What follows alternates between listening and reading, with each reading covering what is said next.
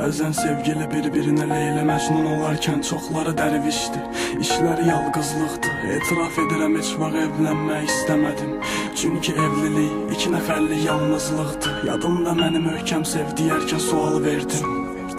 Aylıq, günlük, həftəliyimi bağışla, səninlə ayrılmalıyam. Çünki bu qədər yaxşı olmağın çırpır üzümə qəş. Qırdığım qəlbləri mən saymamışdım.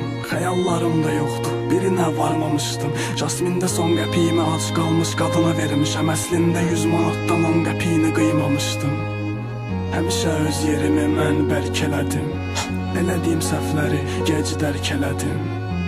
Bu mahnıda daha bir etiraf. Onu mən tərk elədim. Ah, sevgim mənim, dəyər bilməz sevgilim mənim. Yanındakı ən dəyərsiz oyuncağım oldum sənin. Ah, sevgim mənim, dəyər bilməz sevgilim mənim. Yanındakı ən dəyərsiz oyuncağım oldum sənin.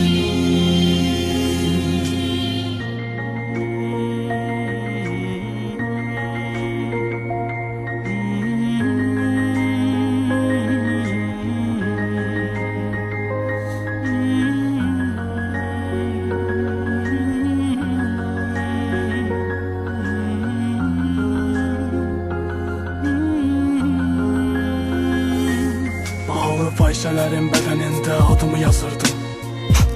Həmin vaxt yolumu azırdım. Bütün günü park bulvarda günümü gün eyləyərkən oturub ağ kağıza kasıbçılıqdan yazırdım.